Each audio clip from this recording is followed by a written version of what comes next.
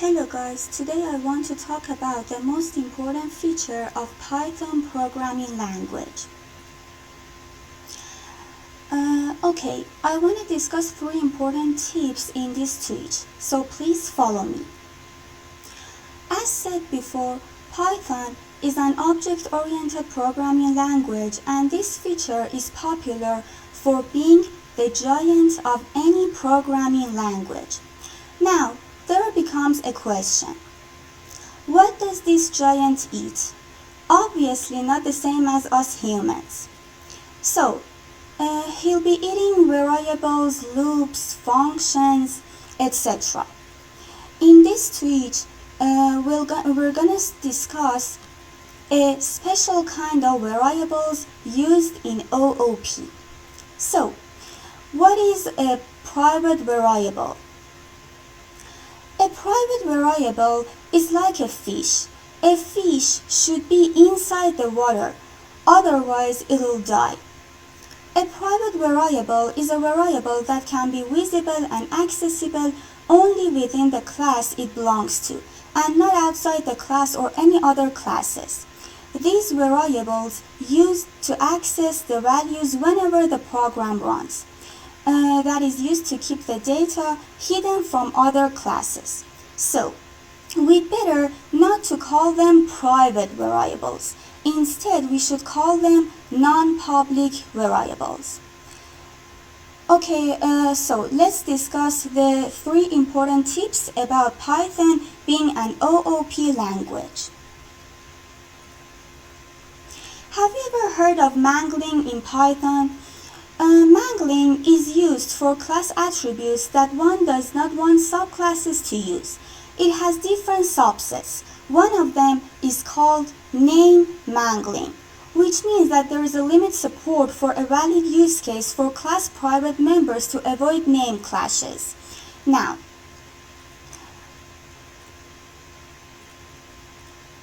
for example, in here, we've got variable 1 as 20 and variable 1 as 25. We will get confused, yeah? It is a kind of name clash. So, what should we do? There becomes the usage of underscores in Python. Underscores divide into 2 segments, in which each of them has a special duty. In this tweet, I'm only gonna discuss single leading underscore or the underscore before a name, double leading underscore or the double underscore before a name, and also double leading and trailing underscore or the underscore before and after a name. So, how to use a single leading underscore in private variables? See, single leading underscore before variables, functions, and methods, name indicates to the programmer that variable is only for internal use, and it can be modified whenever the class wants. Look at here. Here we've got the class residency, and then we've got the 2 variables country and city. City is being mentioned with a single leading underscore. So, it will change whenever that the class residency wants. Now, how to use a double leading underscore in private variables?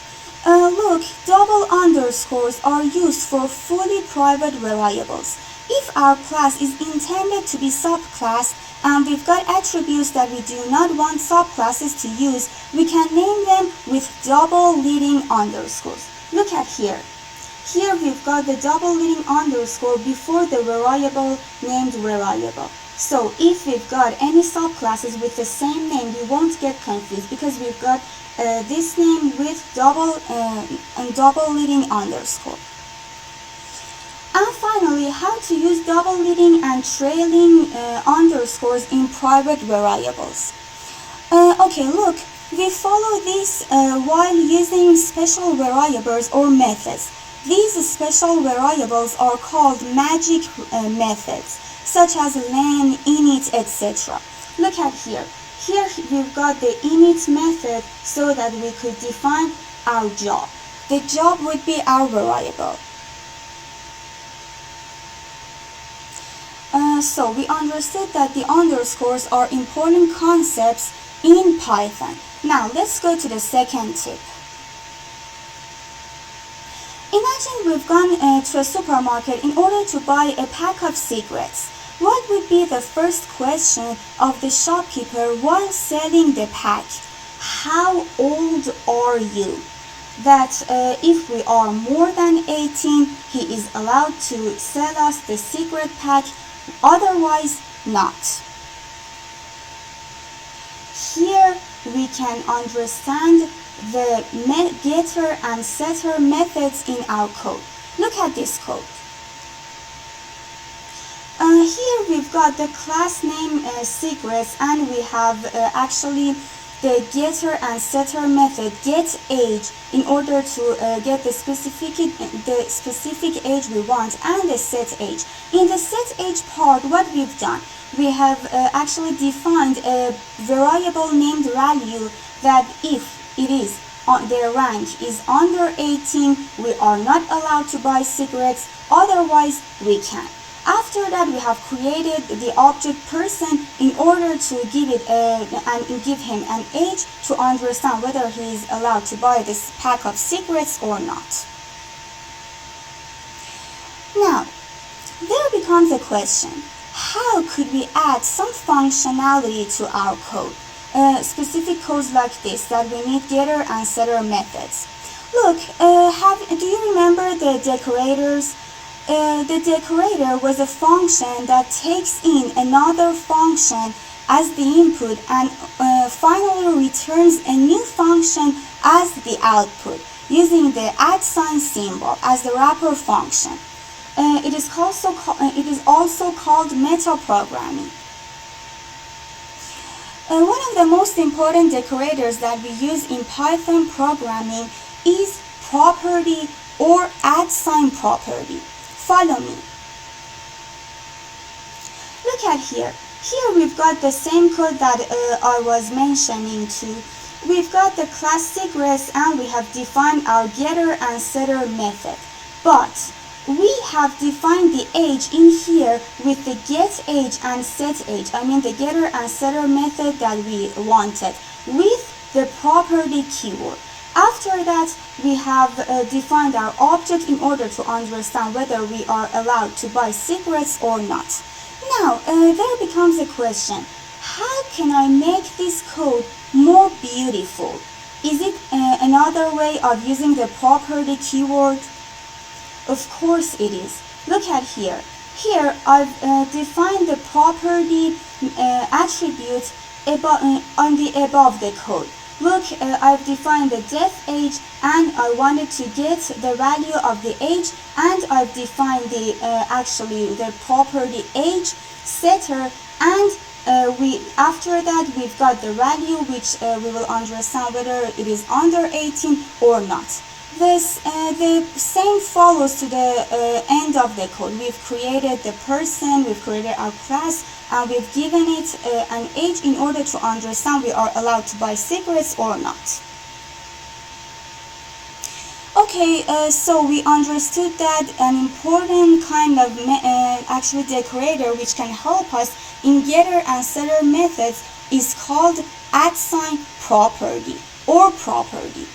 Now, let's focus to the last important decorator that I want to talk about.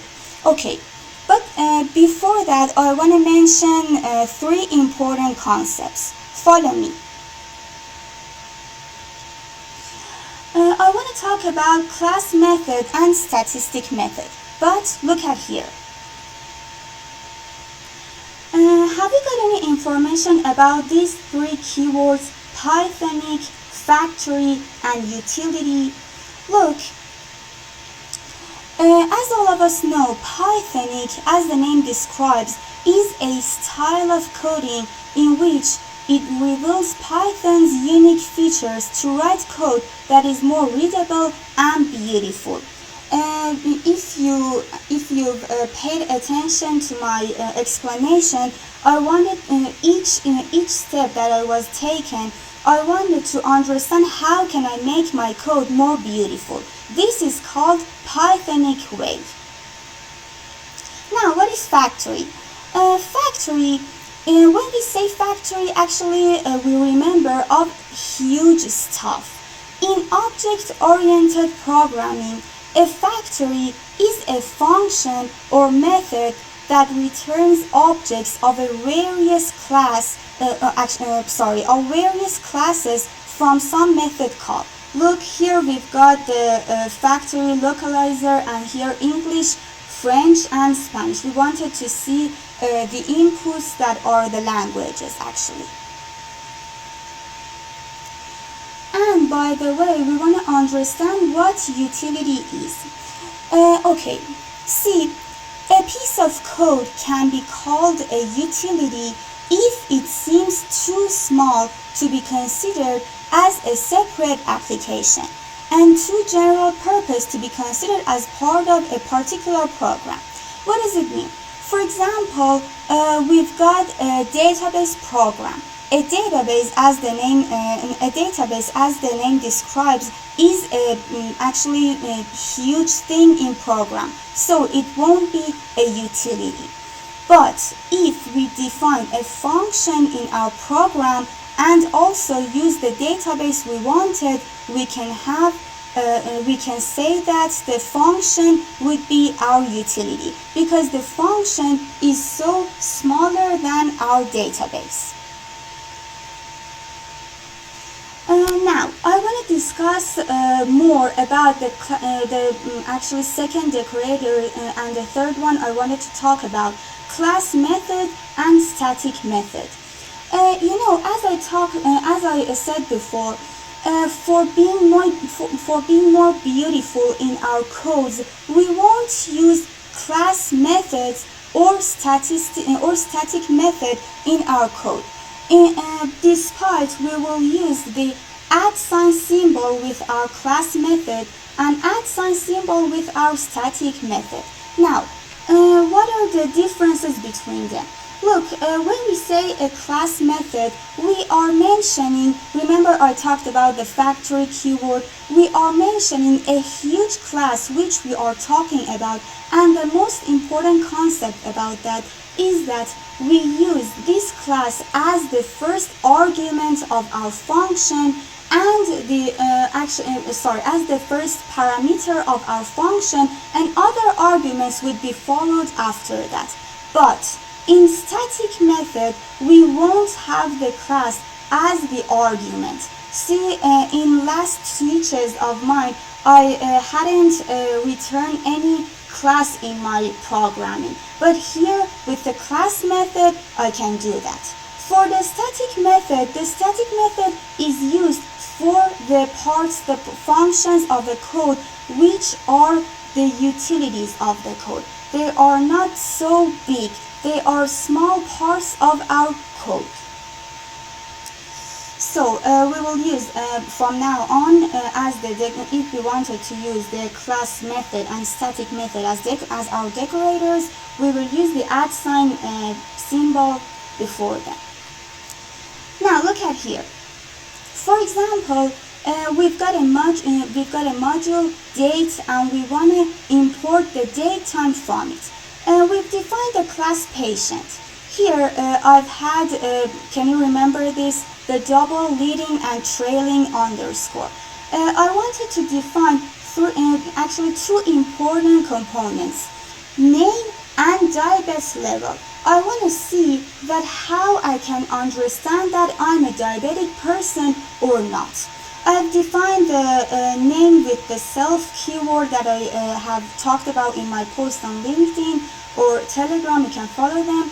And we've defined the diabetes level, of course. So here the point is, where should we use the class method and where should we use the static method? Look at here. Here I've defined a function named from birth year.